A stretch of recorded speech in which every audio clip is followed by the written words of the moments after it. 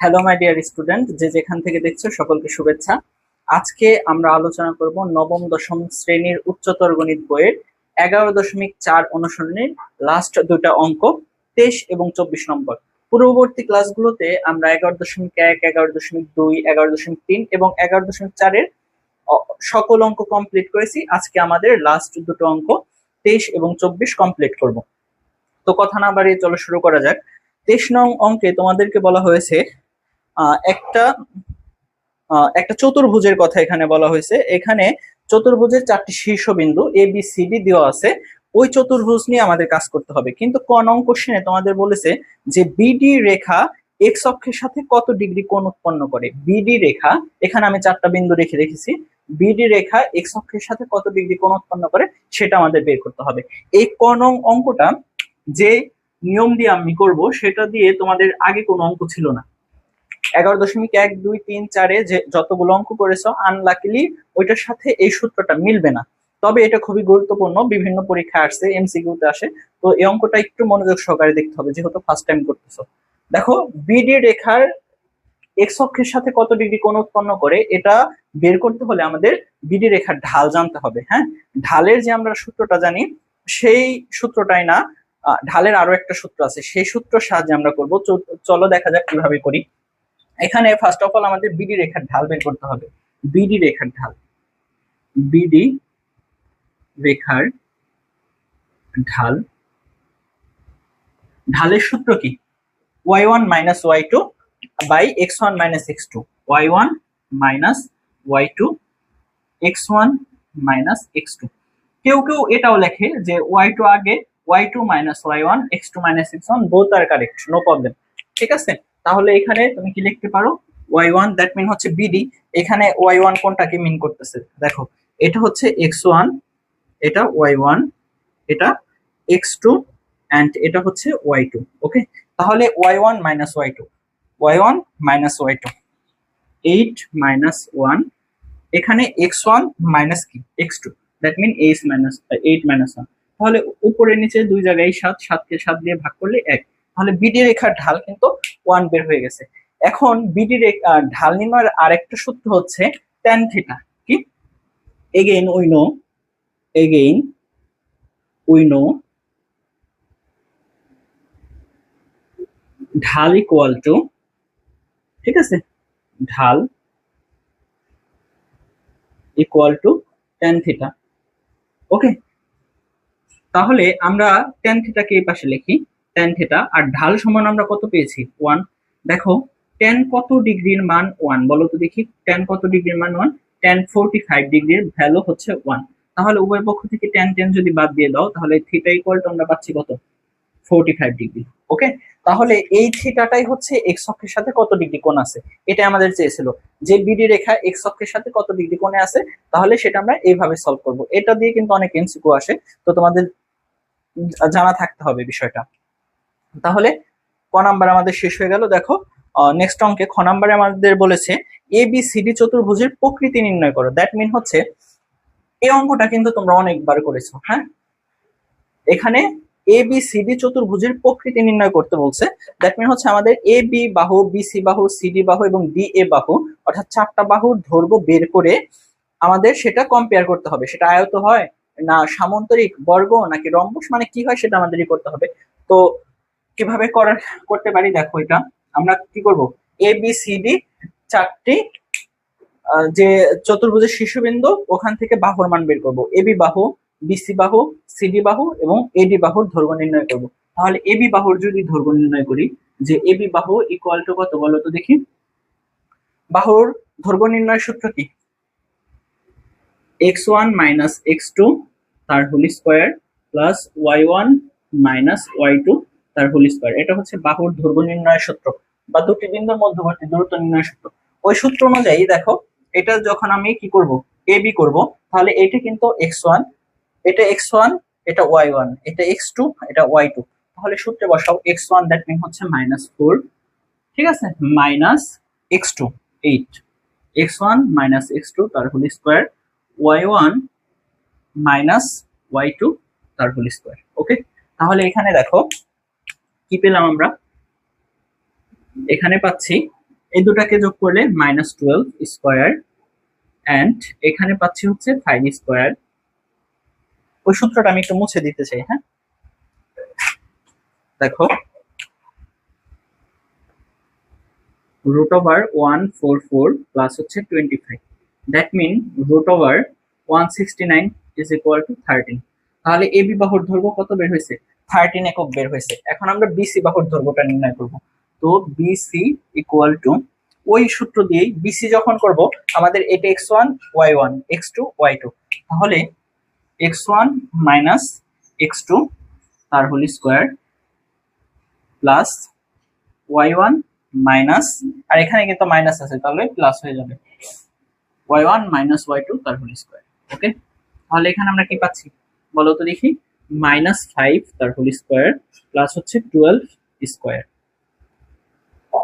25 plus হচ্ছে 144, এই দুটাকে প্লাস করলে 169, এন্ড 169 কে যদি রুট করো তাহলে 13 একক। ওকে, তাহলে দেখো আমরা বিসিও বের হয়ে গেছে আমাদের। এখন আমাদের বের করতে হবে সিডি, সিডি বাহুর দৈর্ঘ্য। সিডি যখন করব, এটা x1 এটা y1 x2 y2, ঠিক আছে। তাহলে x1 minus x2 plus y1 minus y2 তার হোল স্কয়ার। ওকে, তাহলে এখানে দেখো কি বের হচ্ছে, 12 স্কয়ার প্লাস হচ্ছে -5 স্কয়ার। ওকে, তাহলে 12 কে স্কয়ার করলে 144 এন্ড -5 করলে 25, সুতরাং 169 ইজ ইকুয়াল টু 13 একক। বুঝছো?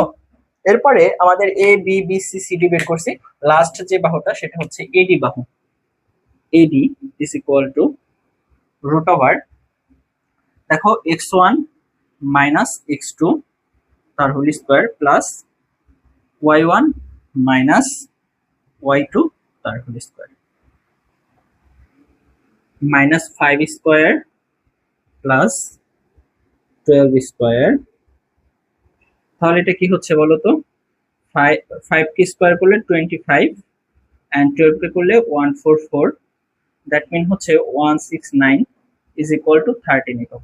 তাহলে এইদিকে একটু তাকাও, একটা চতুর্ভুজের চারটা বাহু A B B C C D AD, চারটা বাহুই সমান, চারটা বাহুই কি 13 একক। তাহলে কোন একটি চতুর্ভুজের যদি চারটি বাহুই সমান হয়, সেই চতুর্ভুজটাকে কি বলা চলে? নয় বর্গস অথবা রম্বস, বর্গ অথবা রম্বস। তাহলে এই কথাটাই আমরা দেখব। এটাকে যেহেতু যেহেতু A B equal to BC equal to CD equal to AD, সেহেতু চতুর্ভুজটি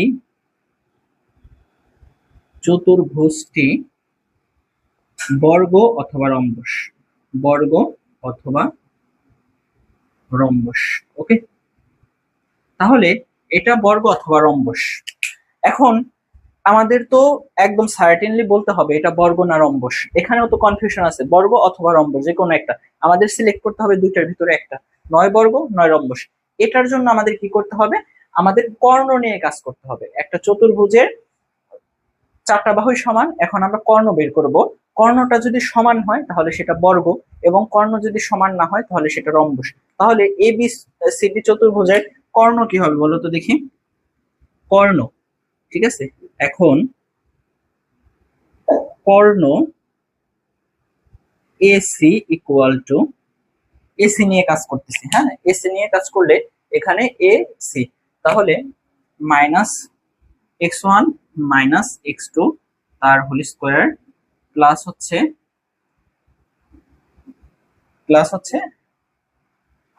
y1 মাইনাস y2 তার হোল স্কয়ার। ওকে, তাহলে এখানে আমরা কি পেলাম, -17 স্কয়ার আর হচ্ছে +17 স্কয়ার। ওকে, এই দুইটা পেয়েছি। এখন -17 কে স্কয়ার করলে কত হয় বলো তো দেখি, 289। 17 কে স্কয়ার করলে আমরা 289 পাই, এখানেও তাই 289। এখন এই দুটাকে আমরা এইভাবে লিখতে পারি, চাইলেই দেখো এইভাবে লিখতে পারি, তো যে √2 গুণ 289 লেখা যায়। এটা আর এটা তো একই কথা। তাহলে এখানে 2 কে তো রুট করা যায় না, কিন্তু এটাকে তো রুট করলে কি হবে, 17 হবে। তাহলে 17√2 লিখতে পারি।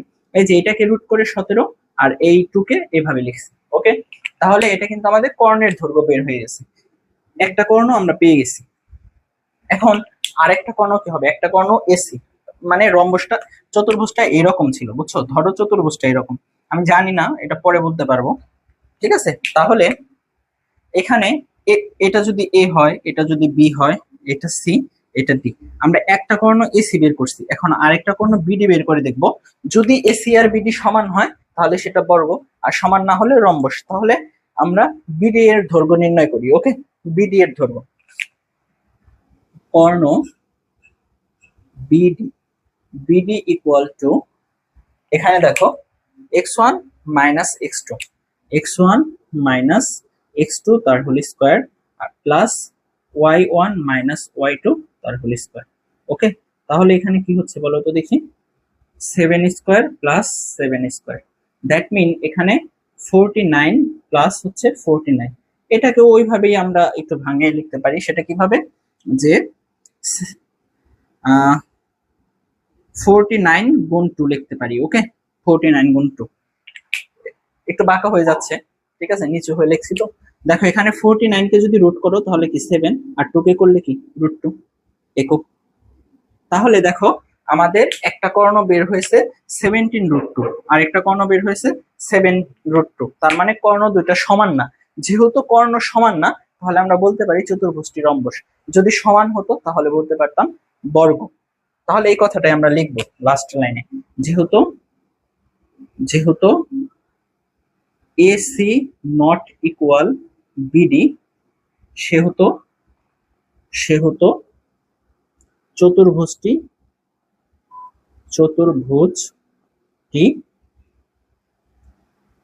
Rhombus. Okay, that is answer. এটাই কিন্তু আমাদের কাছে চেয়েছিল, যে চতুর্ভুজটির প্রকৃতি নির্ণয় করো। আমরা চতুর্ভুজটির প্রকৃতি নির্ণয় করে ফেলছি, এটা রম্বস। এখন গ নাম্বার যে অঙ্কটা আছে সেটি একটু মনোযোগ সহকারে দেখতে হবে। ওকে, গ নাম্বার অঙ্কটা, এই অধ্যায়ের অঙ্কগুলো কিন্তু সহজ, কিন্তু একটু বড় বড়, লেন্থ বেশি, তবে অঙ্কগুলো সহজ। এখানে আমাদের যে গ অঙ্কটা বলছে, সেখানে কি বলছে, এ বি সি ডি চতুর্ভুজের যে অংশ এক্স অক্ষের সাথে ত্রিভুজ উৎপন্ন করে তার ক্ষেত্রফল নির্ণয় করতে বলছে। আগে কোশ্চেনটা আমরা বুঝি। এ বি সি ডি চতুর্ভুজের গণং, হ্যাঁ, আমাদের এরকম তো একটা চতুর্ভাগ থাকে। ওকে, তাহলে এখানে এর এ বিন্দুটা কোথায় বসে বলো তো দেখি, -4 13, এই দিকে আমরা কল্পনা করে নিই এ। তাহলে বি বসবে কোথায়, +8 +8, তাহলে এটা কোথায় বসতে পারে, এই দিকে +8 +8, এই পাশটায় বসতে পারে। ওকে, তাহলে 8 8, এটা হচ্ছে বি বিন্দু। সি বিন্দুটা কত, +13 হচ্ছে 4, তাহলে এটা যদি +13 এই দিকে ধরি -4, তাহলে এখানে আমরা বলতে পারি C. And this low 1 1, that mean হচ্ছে এই পয়েন্টটাই হবে 1 1। ওকে, তাহলে এই রকম ছিল চতুর্ভুজটা, ছিল কি এইরকম, আমাদের এইরকম। ঠিক আছে, এক্সাক্ট হয় নাই, তবে বুঝতে পারতেছো তোমরা। এখন আমাদের বলছে যে এ বি সি ডি যে চতুর্ভুজটা ছিল, এই চতুর্ভুজটা এক্স অক্ষের সাথে, দ্যাট মিন হচ্ছে এক্স এক্স ড্যাশ, এটা তো এক্স অক্ষ, এই এক্স অক্ষের সাথে যে ত্রিভুজ গঠন করছে সেই ত্রিভুজের ক্ষেত্রফল। এখন এক্স অক্ষের সাথে যে ত্রিভুজটা গঠন করছে সেই ত্রিভুজটাকে আমি ধরে নিলাম এখানে এম, এটা এন। তাহলে ত্রিভুজ এম এন সি, এইটার ক্ষেত্রফল আমাদের বের করতে বলছে। কি, ত্রিভুজ এম এন সি এর ক্ষেত্রফল বের করতে বলছে। এখন আরেকটু চিন্তা করো, এই এম বিন্দুটা এটা কি সিডি রেখার উপরে, সিডি রেখার উপরে। তাহলে এই এম বিন্দুটা কি করবে, এই সিডি রেখার সমীকরণকে সিদ্ধ করবে। এবং এম বিন্দুটা কিন্তু আমরা মোট অর্ধেকটা জানি, এটা এক্স অক্ষের উপরে ওয়াই এর ভ্যালু কত, 0, এবং আমরা এটাকে x1 ধরে নিলাম। তাহলে এম বিন্দুটা হচ্ছে x1 0, আর এন বিন্দুটা কি হবে, তাহলে x2 0, কারণ হচ্ছে এখানে কি এক্স অক্ষের উপরে ওয়াই এর ভ্যালু 0, এক্স অক্ষের উপরে ওয়াই এর ভ্যালু 0, এর জন্য আমরা x2 0 ধরে নিতে পারি। এখন দেখো এই সিডি রেখার যে সমীকরণ, সেই সমীকরণকে এম বিন্দু কি করবে, সিদ্ধ করবে। আবার একই রকম ভাবে বিসি রেখার যে সমীকরণ, সেই সমীকরণটাকে এন বিন্দু সিদ্ধ করবে, কারণ কি বিসি রেখার উপরে এন বিন্দুটা আছে, আবার এখানে সিডির উপরে এম বিন্দু আছে, এর জন্য কি এটা সিদ্ধ করতে পারে। পূর্ববর্তী অঙ্কগুলোতে কিন্তু এমনি অনেক কথা বলছি। হ্যাঁ, তাহলে আমাদের ফার্স্ট অফ অল টার্গেট হচ্ছে কি, স্টেপ ওয়ানে আমাদের টার্গেটটা হচ্ছে, এটা হচ্ছে আমাদের কোশ্চেন ছিল। এখন স্টেপ ওয়ানে আমাদের টার্গেট হচ্ছে এই সিডি রেখা এবং বিসি রেখার সমীকরণ বের করা, সিডি এবং বিসি রেখার সমীকরণ বের করা। তাহলে স্টেপ ওয়ানে আমরা করতে পারি কি বলতো দেখি, যে স্টেপ ওয়ান এখানে ফার্স্ট অফ অল আমাদের সিডি রেখার সমীকরণ বের করতে হবে। সিডি রেখার সমীকরণ, সিডি রেখার সমীকরণ, সিডি রেখার সমীকরণ। তাহলে দুটি বিন্দুগামী সরল রেখার সমীকরণ, তোমরা যারা পূর্ববর্তী ক্লাসগুলো দেখছো তারা কিন্তু অবশ্যই জানো, দুটি বিন্দুগামী সরল রেখার সমীকরণের সূত্র ছিল y minus y1 x minus x1 equal to y1 minus y2 by x1 minus x2। এটা ছিল আমাদের সূত্র। তাহলে না, এই সূত্রতে এখন আমরা মান বসাবো সিডি যখন করব আমরা। তাহলে সিটে এটা হচ্ছে তোমার কি বলো তো দেখি, আমরা কি সিডি, হ্যাঁ সিডি রেখা, তাহলে এটা x1, এটা কি y1। ওকে, তাহলে এখানে দেখো জাস্ট শুধু মান বসায় দাও, y এর জায়গায় y রাখো, y এর জায়গায় y রাখো, y মাইনাস y1, এটা কি y1, তাহলে মাইনাস মাইনাস প্লাস 4, আবার x মাইনাস x1, তাহলে x মাইনাস x1 কি আছে 13। ওকে, এরপর দেখো এখানে হচ্ছে y1 মাইনাস y2, তার মানে minus 4 minus 1, y1 minus y2। এরপর x1 মাইনাস, দেখো x1 কি ছিল 13, x2 কি 1। আই হোপ তোমরা বুঝতে পারছো। এখন এখানে আমরা কি লিখতে পারি, y প্লাস 4 আর x মাইনাস 13 মাইনাস 5 বাই 12। হ্যাঁ, এটা আমরা লিখতে পারি মাইনাস 5 বাই 12। ওকে, এখন তোমরা চাইলে এখানেও একটা সমীকরণ রাখতে পারো, আবার যদি চাও যে না আমি আর একটু ভেঙে ভেঙে করবো, তাহলে তুমি আর গুণ করে ভেঙে ভেঙে করতে পারো। আমি মনে করি এখানে রাখাই ভালো। এরপর আমরা সিডি রেখার সমীকরণ পেয়ে গেছি, এখন আমরা কি করব, বিসি রেখার সমীকরণ বের করব। বিসি রেখার সমীকরণ, সমীকরণ। তাহলে বিসি রেখার সমীকরণটা কি হবে বলো তো দেখি। ওই রকম ভাবে আমরা সূত্র লিখবো, এই সূত্রটাই। তাহলে y মাইনাস, এখন দেখো বিসি নিয়ে আমরা কাজ করতেছি। হ্যাঁ, তাহলে এটা হবে কি, এটা হবে 2, এটা হবে 2, আর এটা হবে কি 1। ওকে, তাহলে এখানে দেখো y minus y1, that mean হচ্ছে এখানে 8। ওকে, y মাইনাস y1, এরপর হচ্ছে x মাইনাস x1, এখানে কত 8। আবার এদিকে দেখো y1 মাইনাস y2 কত 4 আছে, এটা মাইনাস, তাহলে সূত্রের মাইনাসের সাথে প্লাস। ওকে, আবার এদিকে দেখো x1 মাইনাস কি x1 মাইনাস x2। ওকে, তাহলে এখান থেকে যদি সমাধান করো কি পাচ্ছ, y মাইনাস 8, x মাইনাস 8, 12, আর এখানে কি মাইনাস 5। তাহলে আমরা এই ভ্যালুগুলা মানে এই দুটো সমীকরণ পেলাম। এখন আমাদের ফার্স্ট স্টেপে সমীকরণ বের হয়ে গেছে। সেকেন্ড স্টেপ কি, এই সমীকরণের উপরে এম এবং এন আছে, তাহলে এম বিন্দুটা সিডি কে সিদ্ধ করবে এবং বিসি রেখাকে এন বিন্দুটা সিদ্ধ করবে, এই কনসেপ্টটা আগাবো। ওকে, স্টেপ 2 দেখো, স্টেপ 2 তে তোমরা পরীক্ষার খাতে যদি স্টেপ 1 স্টেপ 2 দেখো সমস্যা নেই, কেউ কাটবে না, ঠিক আছে, না লিখলেও সমস্যা নেই। তাহলে স্টেপ 2 তে আমরা কি করব, যে এখানে ধরি লেট, হ্যাঁ ধরি এম হচ্ছে x10 বিন্দুটি সিডি রেখার উপর অবস্থিত, সিডি রেখার উপরে অবস্থিত।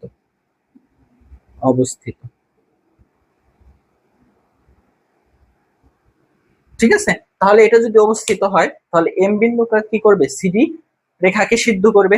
তাহলে এখানে কি করব আমরা, সিডি তে যে এক্স ওয়াই আছে সেখানে এই ভ্যালু দুটো ইনক্লুড করতে পারবো। অর্থাৎ ব্যাপারটা কি হলো বলো তো দেখি। নাও এখন আমরা কি করতে পারতেছি, এখানে ওয়াই এর জায়গায় কি বসাবো, এই ভ্যালুটা বসাবো 0 মাইনাস হচ্ছে, সরি এটা হচ্ছে 4 ছিল, পজিটিভ 4, এন্ড হচ্ছে এক্স এর জায়গায় বসাবো কি x1 মাইনাস হচ্ছে 13 ইজ ইকুয়াল টু -5/12। ওকে, এটা আমরা পেলাম। এখানে ওয়াই এর ভ্যালু 0, এক্স এর জায়গায় x1, আর বাকি সব ঠিক ছিল, বাকি সব কি ঠিক আছে। এখন এখান থেকে আমাদের টার্গেট হচ্ছে x1 এর ভ্যালুটা বের করা। তাহলে x1 এর ভ্যালুটা আমরা কিভাবে বের করতে পারি বলো তো দেখি। বা এখানে কি আছে 4 এর সাথে যদি এটাকে গুণ করো তাহলে কত হচ্ছে বলো, এই পাশে 48 4, আর এটার সাথে গুণ করো তাহলে -5, সরি -5 গুণ হচ্ছে x1 -13। ওকে, এখন এরপরে আমরা কি করতে পারি বলো তো দেখি। -5 এটার সাথে গুণ আছে, ওই পাশে নিয়ে কি করতে পারি, ভাগ করতে পারি। তাহলে x1 -13 ইজ ইকুয়াল টু 48 -5। ওকে, এখন দেখো 13টা এর পাশে নেগেটিভ আছে, ওই পাশে গিয়ে কি হবে পজিটিভ। তাহলে -48/5, এই মাইনাসটাকে উপরে উঠাই দিয়েছি, সমস্যা নেই। এটা কি মাইনাস ছিল, ওই পাশে গিয়ে কি হবে +13। ওকে, আমরা কিন্তু পেয়ে যাচ্ছি। এরপরে এখন আমাদের যোগ বিয়োগ করতে হবে, যোগ বিয়োগ করে মানে এখানে লসাগু করতে হবে, x1 এর ভ্যালুটা নিয়ে আসবো। তাহলে x1 ইকুয়াল টু আমরা লিখতে পারি, ধরো লসাগু যদি করো 5, এখানে কি পাচ্ছ মাইনাস, আর এখানে 5×13 = 65। ওকে, তাহলে ওখানে 15 আর 2 17, এখানে আমরা সুতরাং x1 পেলাম হচ্ছে 17/5। এটা থেকে মাইনাস করো 65 থেকে, এখানে 50 15 আর 2 17। ওকে, তাহলে এটা আমরা পেয়ে গেলাম x1। দ্যাট মিন হচ্ছে এম বিন্দুটা আমাদের জানা হয়ে গেছে। এম বিন্দু কি বলো তো দেখি। এম পেয়ে গেছি হচ্ছে আমরা 17/5 এন্ড হচ্ছে 0। ওকে, এরপর আমাদের টার্গেট হচ্ছে এন বিন্দুটা সেম ওয়েতে এখানে যা লিখছি সেটাই লিখবো। আমি এই পাশটা একটু মুছে দিতে চাই। হ্যাঁ, এখানে আবার লিখবা যে লেট এন হচ্ছে x2 0, বিন্দুটি ঠিক আছে বিসি রেখার উপরে অবস্থিত, রেখার উপরে অবস্থিত। ওকে, অবস্থিত। তাহলে যেহেতু বিসি রেখার উপরে, তাহলে এন বিন্দুটা কি করবে, এই সমীকরণকে সিদ্ধ করবে। তাহলে এই সমীকরণের মান বসাবো আমরা। তাহলে ওয়াই এর ভ্যালু এখানে কত ছিল 0 -8, এন্ড এখানে কত x -8 ইজ ইকুয়াল টু 12/-5। ওকে, তাহলে 12/-5 যদি করো, এখানে দেখো -8/x -8 ইজ ইকুয়াল টু 12/-5। ওকে, আমি একটু মুছে দিতে চাই এটা। হ্যাঁ, এটা একটু মুছে দিতে চাই। এখন এখান থেকে আর গুণন করো, এটার সাথে যদি আর গুণন করো তাহলে 12x -8, এন্ড এটার সাথে এটা আর গুণন করলে কত হয়, এটার সাথে এটা করলে 5×8 = 40। এখন 12 এর পাশে গুণ আছে, তো পাশে গিয়ে ভাগ করে দাও 40/12। ওকে, এখন x ইকুয়াল টু, এটা মাইনাস আছে ওই পাশে গিয়ে প্লাস করে দিই। এখন তার আগে দেখো এটাকে যদি আমরা কি দিয়ে কাটি বলো তো দেখি, 4 দিয়ে কাটি, তাহলে এখানে 10, এখানে কত 3, তাহলে 10/3 লিখতে পারি। আর এই মাইনাসটা ওই পাশে গিয়ে +8। ওকে, তাহলে এখানে আমরা পাচ্ছি কি, যদি তুমি লসাগু করো 3 10 প্লাস হচ্ছে 24, দ্যাট মিন আমি আর একটু মুছে দিই। দ্যাট মিন এখানে পাচ্ছ, ও সরি এটা তো x2 ছিল শুরু থেকেই, x2 আমাদের এই যে এখানে y এর ভ্যালু কত 0 বসিয়েছিলাম, আর x এর জায়গায় x2 তো লিখতে হবে, তো x2। ওকে, তাহলে x2 ইকুয়াল টু পাচ্ছ 34/3। তাহলে আমরা কিন্তু n বিন্দুটাও পেয়ে গেছি। n কত পেয়েছি বলো তো দেখি। n ইকুয়াল টু পেয়েছি হচ্ছে 34/3 আর 0। তাহলে m n দুইটা পয়েন্ট আমাদের পাওয়া হয়ে গেছে। আর c আমাদের আগে থেকেই জানা ছিল, c ছিল হচ্ছে 13 -4। ওকে, 13 আর হচ্ছে -4, এটা আমাদের ছিল আগে। তাহলে আমরা স্টেপ 1 এ সমীকরণ বের করেছিলাম। স্টেপ 2 তে গিয়ে আমরা এম এন বিন্দু পেয়েছি।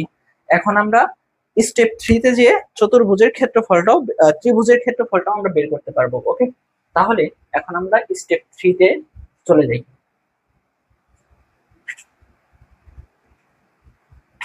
স্টেপ 3,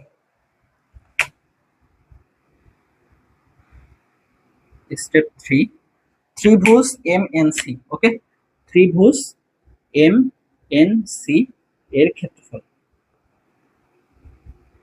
ক্ষেত্রফল equal to half of M এর ভ্যালু কত 17/5 আর হচ্ছে 0, এন হচ্ছে 34/3 আর এটা হচ্ছে 0, অ্যান্ড সি ছিল হচ্ছে 13 - 4 এবং প্রথমে যেটা লিখছো সেটা রিপিট করবা 17/5 আর এটা হচ্ছে 0। ওকে, তাহলে এখানে আমাদের তো আগে থেকেই জানা আছে কি করতে হবে, এটার সাথে এটা গুণ করো 0, ঠিক আছে, এটার সাথে এটা গুণ করো।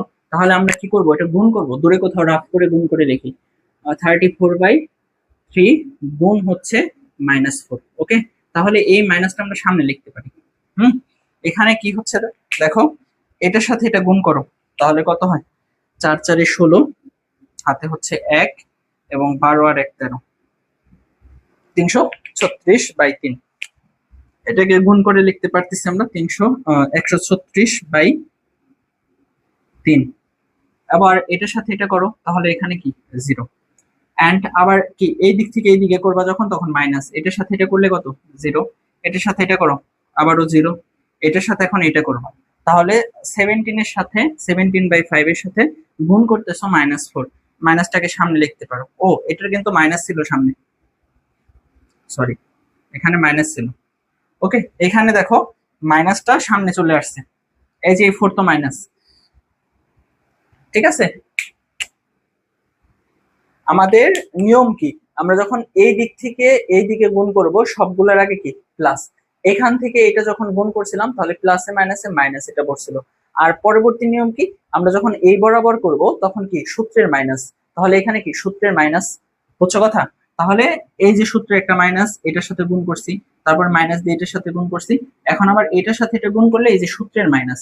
আবার এখানে দেখো কি পাচ্ছি গুণফলটা, এখানে পাচ্ছি 17 সাথে 4 গুণ করো, ঠিক আছে, তাহলে 4 সাথে 28, 4 সাথে 28 আর হচ্ছে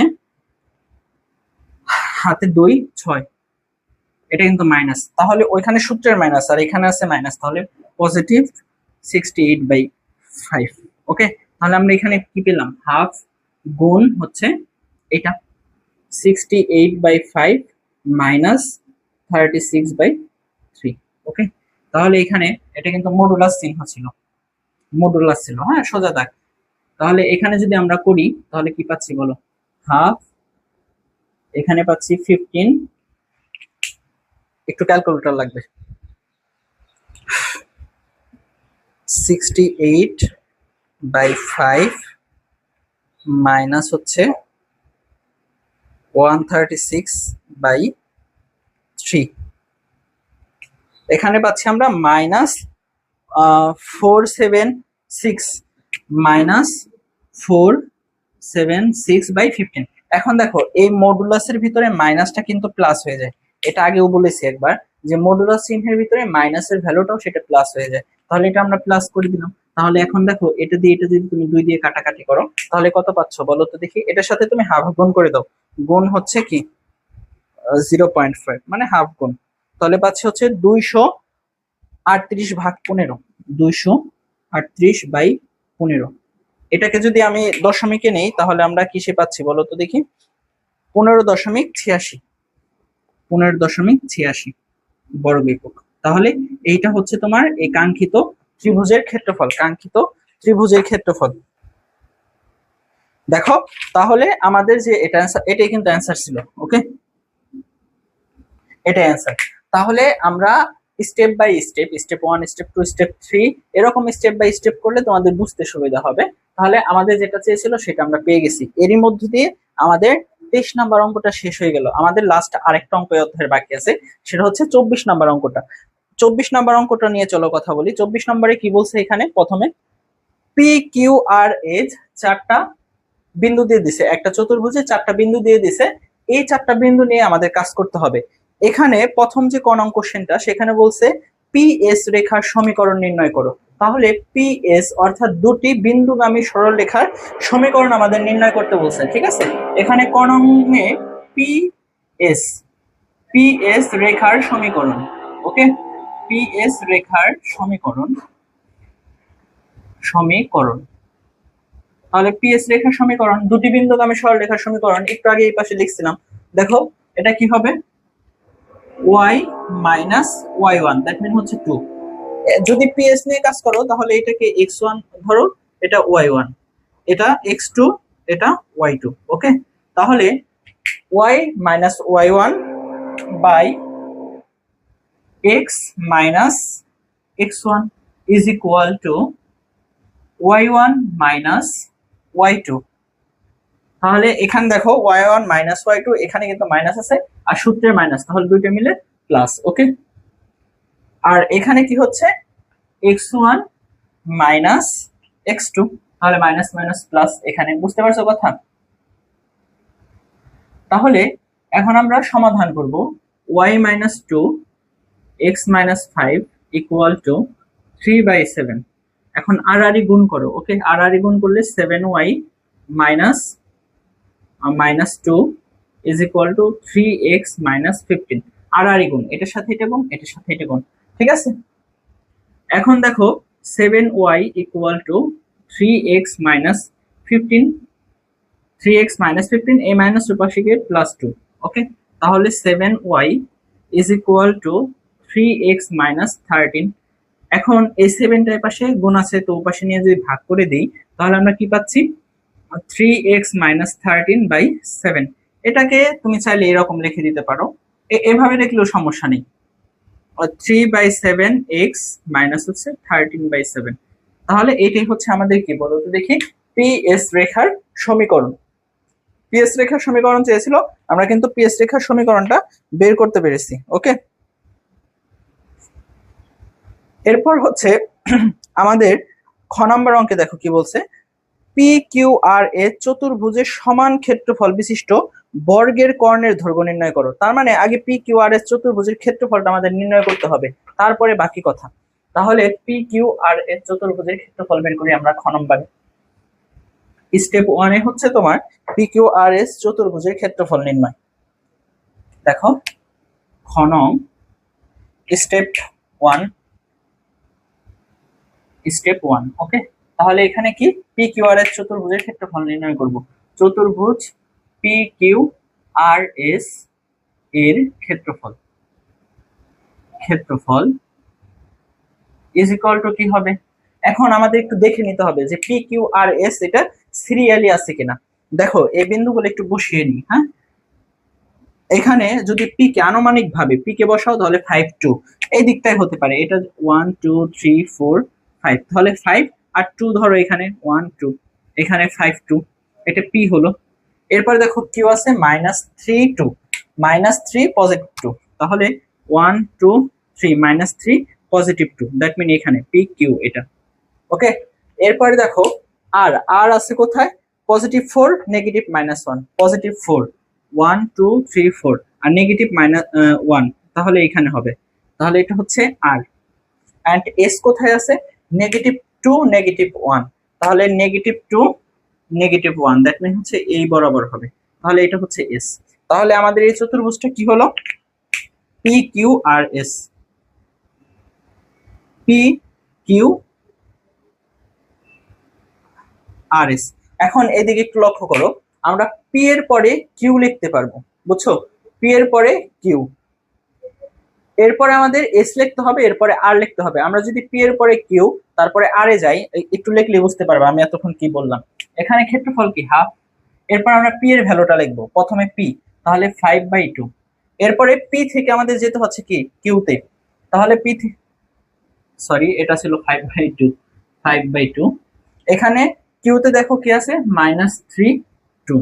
এখন দেখো এরপরে আমরা কিসে যাব বলো তো দেখি, এস, পি থেকে কিউ, কিউ থেকে এস, বুঝছো।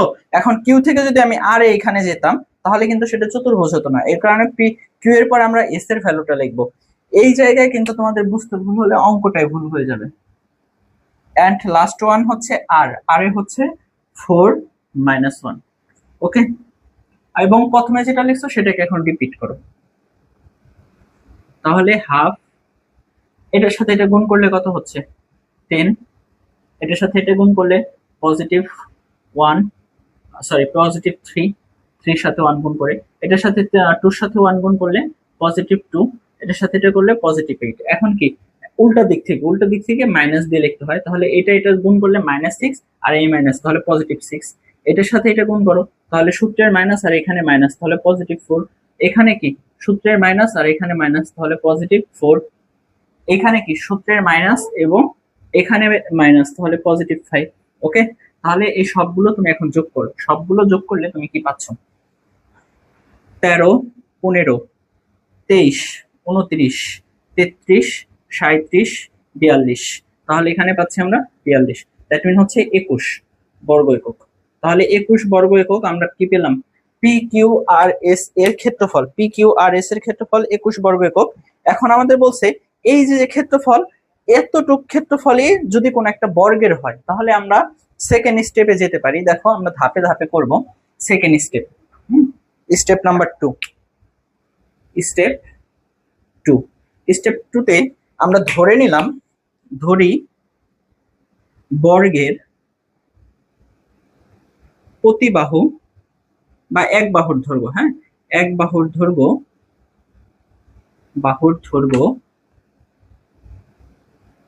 এ একক। তাহলে বর্গের ক্ষেত্রফল কত হবে বলো তো দেখি। বর্গের ক্ষেত্রফলের সূত্র কি? বাহু স্কয়ার, তার মানে এক বাহু স্কয়ার বর্গ একক। বুঝতে পারছো?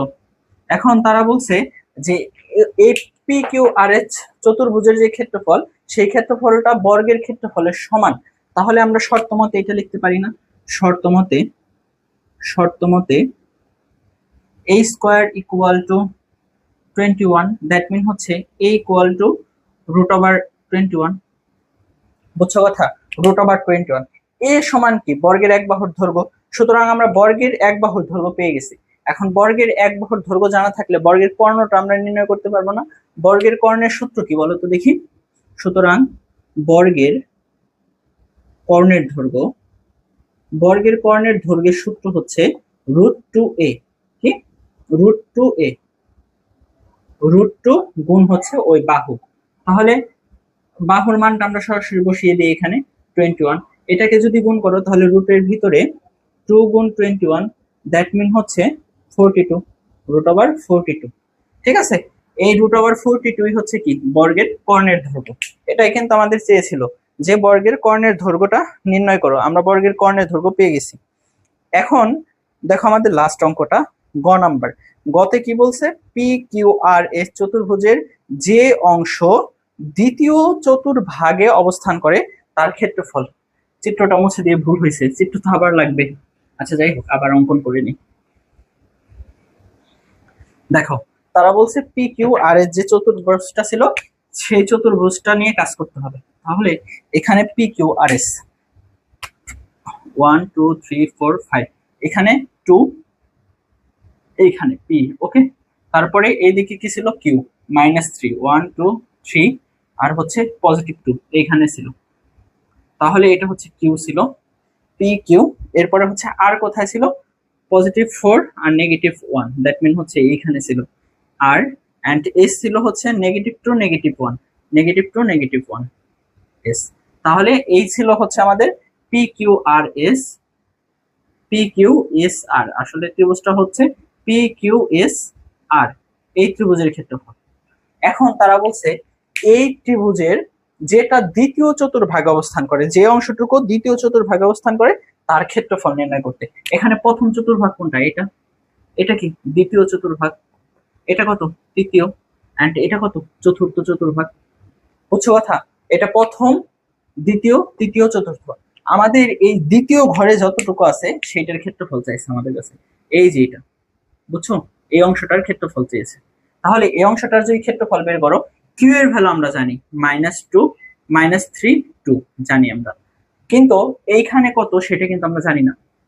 এটা কত সেটা কি আমরা জানি? আপাত দৃষ্টিতে জানি না, কিন্তু আমি যখন একটু বিশ্লেষণ করে বলবো তখন কিন্তু জানবা। এটা কিন্তু আমরা জানি, এটা কত 0 0। এটা কত বলো তো দেখি? এটা আমরা জানি না, কিন্তু কিছুটা জানি। দেখো এটা এখন আমরা করব, বের করব যে কোনটা কত। এই পয়েন্টটাকে আমরা কি ধরে নিতে পারি বলো তো দেখি? এটাকে এম ধরে নিই আর এটাকে এন ধরে নিই। তাহলে এমটা কি হবে? এম ওয়াই অক্ষের উপরে, ওয়াই অক্ষের উপরে তোমার কত হবে বলো তো দেখি? এক্স এর ভ্যালুটা 0, ওয়াই অক্ষের উপরে এক্স এর ভ্যালুটা 0। প্রথম কথা, এটা ওয়াই অক্ষ, ওয়াই অক্ষের উপরে এক্স এর ভ্যালুটা 0। এরপরে এখানে দেখো পি এর শেষে কত ছিল? 2। আবার কিউ এর শেষেও কত? 2। তাহলে বলো তো দেখি, এইটাও 2, এইটাও 2, তাহলে এটা তো সমান্তরাল আছে, সমান্তরাল। তাহলে এইটাও কি হবে? এই পয়েন্টটাও 2ই হবে। বুঝছো কথা? তাহলে এই পয়েন্টটাও 2 হলো, এইটাও 2, এইটাও 2। তাহলে কি এখানে 2 ছিল না? 5 2। দেখো এখানে ওয়াই অক্ষটা 2, এখানেও 2, তাহলে কি এটাও 2 হবে। এরপরে এন এর কথাটা চিন্তা করো, এন এ কি আছে বলো তো দেখি? এটা এক্স অক্ষের উপরে, এক্স অক্ষের উপরে ওয়াই এর ভ্যালু 0, এক্স অক্ষের উপরে ওয়াই এর ভ্যালু 0, আর এক্স এর ভ্যালুটা জানি না, সেটা আমরা x1 ধরে নিলাম। বুঝছো কথা? তার মানে আমাদের এই x1 এর ভ্যালুটা লাগবে, x1 এর ভ্যালু, আর বাকি সবগুলো আমরা জানি। তারপরে আমরা ওই চতুর্ভুজের ক্ষেত্রফলটা বের করব। তাহলে আমাদের স্টেপ 1-এ, এইটা স্টেপ 1, বুঝছো? এখানে চিত্রটা ইম্পর্টেন্ট, চিত্রটা দিয়ে দিবা। এই চিত্রটা স্টেপ 1 ছিল,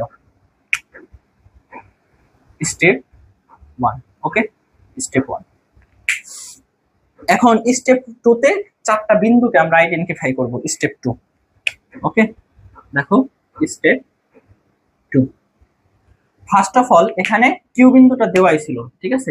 গিভেন দ্যাট হচ্ছে কিউ ইকুয়াল টু 3 2।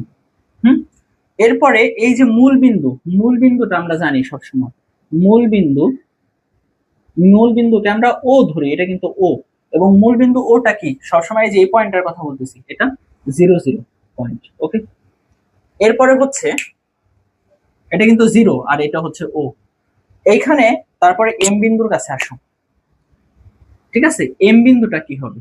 এম বিন্দুর ক্ষেত্রে এখন আমরা লিখতে পারি যে নাও, ঠিক আছে, কিউ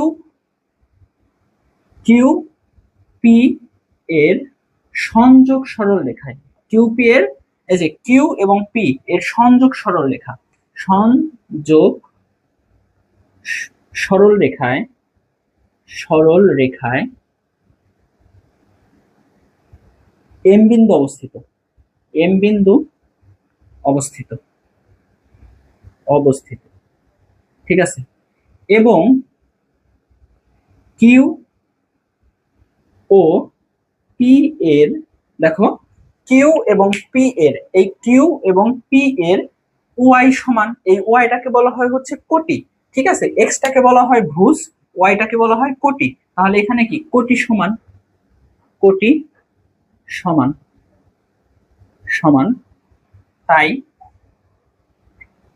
তাই ঠিক আছে, এম বিন্দুটা আমরা কি ধরতে পারি? সুতরাং এম বিন্দুর স্থানাঙ্ক, এম বিন্দুর স্থানাঙ্ক, স্থানাঙ্ক, এম বিন্দুর স্থানাঙ্ক কি হবে বলো তো দেখি? 0 2। তাহলে আমরা কিন্তু এমও পেয়ে গেলাম 0 2। এরপর এখন আমাদের লাগবে হচ্ছে এন বিন্দুটা। এনটা আমরা যখন বের করব তখন আমরা কিভাবে বের করব? দেখো এনটা কিন্তু এই যে এখানে আমাদের কি ছিল বলো তো দেখি? এখানে ছিল এস, হ্যাঁ, এখানে কি ছিল? এস। এই কিউ এস রেখার উপরে এন বিন্দুটা অবস্থিত, কিউ এস রেখার উপরে এন বিন্দুটা অবস্থিত।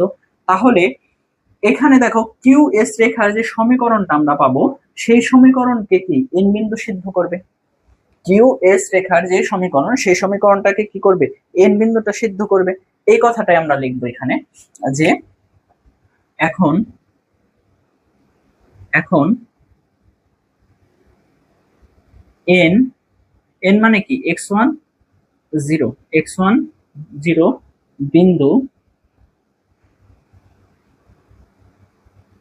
কিউ এস রেখার উপর অবস্থিত, রেখার উপর অবস্থিত, ঠিক আছে? অবস্থিত। তাহলে এখন আমরা কিউএস রেখার সমীকরণ বের করব। কিউএস রেখার সমীকরণ, রেখার সমীকরণ। তাহলে কিউএস রেখার সমীকরণ আমরা যখন বের করব তখন আমাদের চিন্তা করতে হবে দুটি বিন্দুগামী সরলরেখা সমীকরণ। কিউ একটা বিন্দু, এস একটা বিন্দু। তাহলে কিউএস রেখার সমীকরণ যদি আমরা বের করি তাহলে ওয়াই মাইনাস কি ওয়াই ওয়ান কত এটা 3, তাহলে পজিটিভ 3 হয়ে যাবে, এবং x minus x1 that mean 2, এই যে এখানে এক্স মাইনাস x1, এবং এস একটা চিন্তা করো এখানে কি বলো তো দেখি y1 মাইনাস y2, এটা কি y1 মাইনাস কি y2। আচ্ছা আমি মনে হয় কিছুটা ভুল করছি, এইদিকে দেখো, সরি, এখানে দেখো y মাইনাস y1 এখানে কি ছিল 2 ছিল, y minus y1 and x minus x1, তাহলে এটা কি x না, তাহলে মাইনাস x1। ওকে, y minus y1 x minus x1, এরপর হচ্ছে x y1 minus y2, x1 minus x2, বুঝছো? এখন ঠিক আছে, y minus y1 x minus x1, y1 minus y2, x1 minus x2। তাহলে এখানে দেখো y minus 2 by x plus 3 equal to 3 by minus 1, 3 by minus 1। Okay, তাহলে এখানে আমরা কি করতে পারি বলো, আর আর গুণ করে দিতে পারি। আর আর যদি গুণ করো তাহলে মাইনাস ওয়াই মাইনাস প্লাস 2, এটার সাথে এটা গুণ করতেছি প্লাস 2, অ্যান্ড এখানে কি 3x প্লাস 9। ওকে, এখন দেখো এটা কিন্তু আমরা সমীকরণ পেয়ে গেছি, এটা আমরা সমীকরণ পেয়ে গেছি। এখন এই সমীকরণের উপরে কি বিন্দু, এম বিন্দু অবস্থিত, তাহলে এন বিন্দুটা কি করবে, এই সমীকরণকে সিদ্ধ করবে। সুতরাং এম বিন্দুর স্থানাঙ্ক নির্ণয়, এন এর স্থানাঙ্ক নির্ণয় যদি করি আমরা, নির্ণয় করি তাহলে কি হবে বলো তো দেখি। আচ্ছা এখানে স্থানাঙ্ক নির্ণয় না লিখে এভাবে লেখো একটু, যে যেহেতু এটা কি রেখার উপর অবস্থিত, তাহলে কি করবে বলো তো দেখি। এখন এন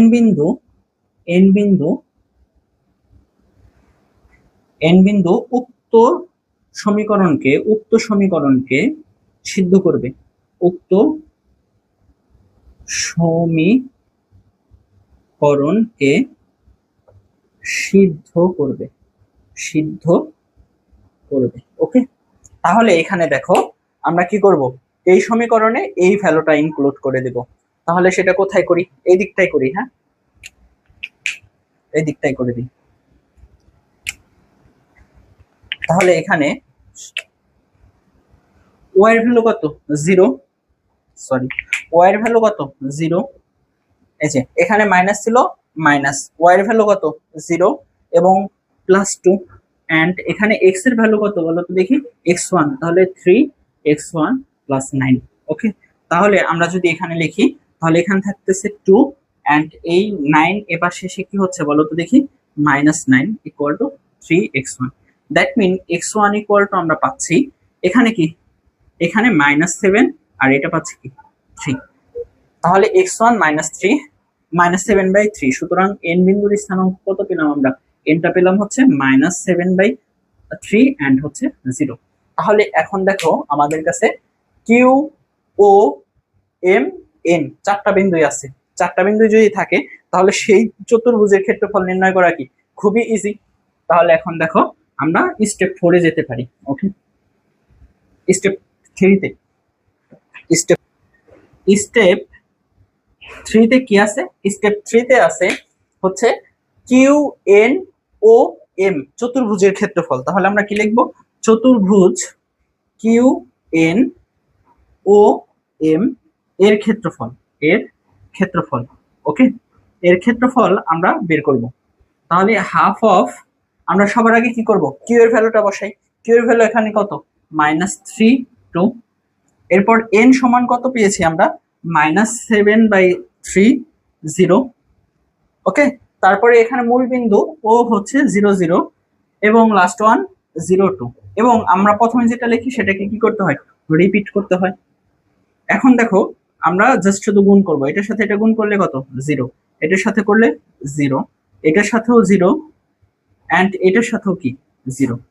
এখন এটার সাথে যদি আমরা আবার কি করব, এই রিভার্স গুণগুলো করব। রিভার্স গুণ করার সময় আমাদের সূত্রের কি থাকে, মাইনাস, আর এখানে কি আছে, মাইনাস, তাহলে মাইনাস মাইনাস কি হয়ে যাবে, প্লাস।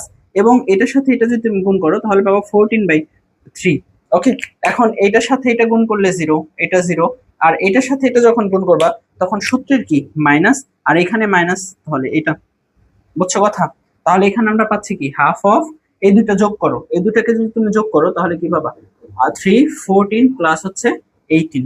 ওকে, তাহলে হাফ অফ, এটা যদি গুণ করো তাহলে তুমি কত পাচ্ছ, 32/3, 32/3। এইটার সাথে এটা কাটাকাটি করো তাহলে কত পাচ্ছ, 16, তাহলে 16/3 বর্গ একক। এইটাই হচ্ছে আমাদের সেই কাঙ্ক্ষিত উত্তর, যেটা আমরা দ্বিতীয় চতুর্ভাগের ক্ষেত্রফলটা আমরা বের করতে পারছি। ঠিক আছে, এই ছিল হচ্ছে তোমাদের 23 এবং 24 নং অঙ্কের সৃজনশীল। এরই মধ্য দিয়ে আমাদের কিন্তু অধ্যায় 11 অর্থাৎ 11.1, 2, 3, 4 সবই শেষ হয়ে গেল।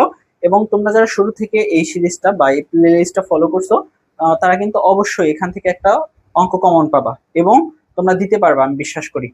তাহলে আমরা নেক্সট অন্য একটা অধ্যায় শুরু করব এবং তোমাদের সাথে পরবর্তী ক্লাসে দেখা হবে। সে পর্যন্ত তোমরা সকলে ভালো থাকো, সুস্থ থাকো, খোদা হাফেজ।